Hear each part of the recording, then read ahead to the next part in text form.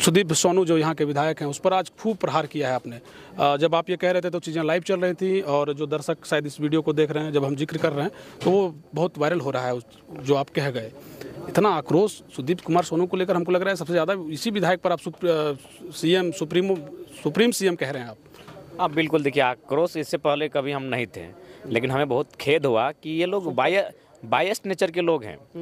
आलोचना, अगर आप विधायक हैं तो आपको आलोचना स्वीकार करना होगा, आलोचना सहना भी होगा, और आलोचना सहने के बाद भी आपको मुस्कुराना होगा। जो मैंने उदाहरण दिया कि इसी देश में कभी पंडित नेहरू हुआ करते थे, जिनको एक युवा कवि नागार्जुन कहता है कि वतन बेचकर पंडित नेहरू फूले नहीं समाते हैं, वतन बेचकर पंडित नेहरू फूले नहीं समाते हैं, फिर भी गांधी जी की समाधि पर शीश झुकाने जाते हैं। उनका जन्मदिन होता है पंडित नेहरू का, नागार्जुन ये कविता पढ़ते हैं और पंडित नेहरू अपनी आलोचना को सुनते हैं, लेकिन सुदीप सोनू अपनी आलोचना को नहीं सुनते हैं। जो इनके खिलाफ बात करते हैं, चूंकि सरकार के अंग हैं, इनको आलोचना सहने का अधिकार होना चाहिए, आलोचना सुनना होगा आपको।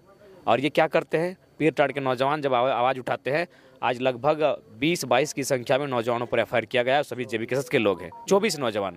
तो बताइए, ऐसे 22 लोगों के साथ तो बरसना पड़ेगा।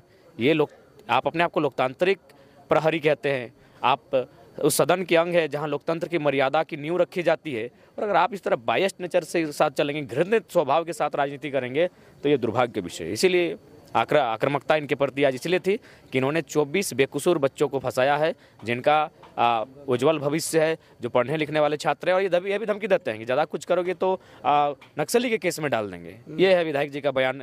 मैंने पर्दे के पीछे से, सामने से अपने आप को प्रेजेंट करते हैं कि हम विधायक हैं, सादे नहीं है तो नेता लोग कल सादे कुर्ते में सादे मैंने अपने आप को प्रेजेंट करते हैं, और अंधेरे में इस प्रकार के स्वभाव से प्रेजेंट करते हैं, तो इसीलिए आक्रामकता आज दिखी। ये आक्रोश जो है, और आपने कह दिया कि भैया सांसदीय अगर जीत गए तो कार्यक्रम झंडा मैदान में होगा। लगातार झारखंडी भाषा कल्याण संघर्ष समिति के जो लोग हैं वो ये कह रहे हैं कि भैया झंडा मैदान में कार्यक्रम होना चाहिए था, झंडा मैदान जो है सेंटर हो जाता है। आज बताइए, ये बताइए कैसा लोकतांत्रिक भारत है भाई। मैं आपके चैनल के माध्यम से, लोकतंत्र के चौथे स्तंभ के माध्यम से, मैं पहले जिला प्रशासन सवाल करूंगा कि आज हमारे साथी लगभग 3 महीना से, कसम से 3 महीना से हम लोग झंडा मैदान में परमिशन मांग रहे हैं, और आज झारखंड मुक्ति मोर्चा का कार्यक्रम हो जाता है सरकार में। तो लोकतंत्र तो ये नहीं भेदभाव करता है कि जो लोग सत्ता में बैठे हैं उनको माने परमिशन मिलेगा, जो आंदोलन करने वाले छात्र परमिशन नहीं मिलेगा।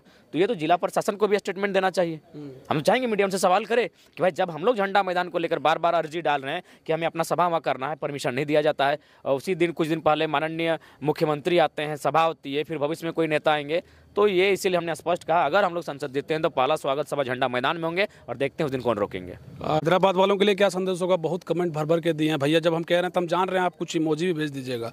बहुत कह रहे थे कि कुछ हमारे बारे में नहीं कह आए थे। क्या पहले हैदराबाद वालों का बहुत याद बिल्कुल आती है, और खासकर जूस वालों बंधुओं की बहुत ज़्यादा याद आती है कि हैदराबाद में हम लोग को खाने का सही में मौका नहीं मिला था, चावल और जूस में ही हम लोग का दिन पेट भर जाता था, जूस परफेक्ट था। तो हैदराबाद में देखें, झारखंडियों के संघर्ष को देखें, वहाँ तमाम जो जूस की दुकानें थी वो हमारे झारखंडी बंधुओं की थी, विशेष करके गिरिडीह लोग। गिरिडीह, हाँ गिरिडीह के ही थे, कुछ धनवार के थे, तो मतलब गिरिडीह जिला के ही थे। गिरिडीह लोकसभा कहिए या गिरिडीह जिला कहिए, उसी के अंतर्गत मैंने मैक्सिमम कहिए जितने लोग मिले 99 लगभग गिरिडीह जिला, गिरिडीह लोकसभा के अंतर्गत आने वाले थे।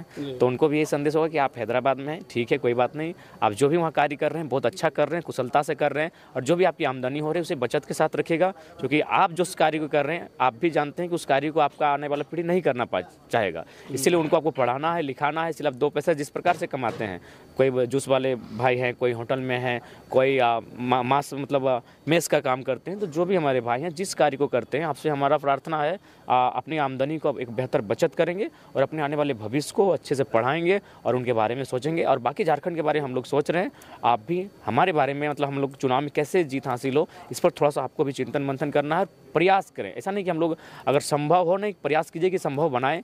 आप लोग कम से कम चुनावी इसको भी एक त्यौहार ही मानिए, महापर्व है, तो इस महापर्व में भी एक बार आप ट्रेन की टिकट कटाइए, गांव आइए और युवाओं को इस बार मतदान देकर वापस जाइए। दिल्ली में हम लोग आपकी चर्चा करेंगे और निश्चय ही हम लोग ये प्रयास करेंगे कि आपके बाद आपकी नेक्स्ट जनरेशन हैदराबाद जूस बेचने जाने की नौबत ना आए। आशा है कि 40 मिनट की जो बैठक है जयराम दिल्ली के सदन में, लोकसभा में, झारखंड की रखेंगे। हाँ बिल्कुल, वहाँ बिल्कुल अधिकार के साथ लड़के रखेंगे कि झारखंड ने आपको क्या नहीं दिया। जो भी प्राइम मिनिस्टर रहेंगे, किसी भी दल से हो, उनसे कहेंगे प्राइम मिनिस्टर साहब क्या नहीं दिया झारखंड ने। तमाम कोयला की परियोजनाएं झारखंड में, तमाम डीवीसी की परियोजनाएं झारखंड में, तमाम बड़ी बड़ी कंपनियां झारखंड में, तमाम उद्योग झारखंड में, गैस झारखंड में, बारूद झारखंड में, यूरेनियम झारखंड में, माइका झारखंड में, क्रोमाइट झारखंड में, ब्रोमाइट झारखंड में, क्या नहीं है, क्या नहीं दिया झारखंड ने। लेकिन बदले में आज आपसे 40 मिनट की मीटिंग चाहता है जो केवल झारखंड पर ही फोकस हो।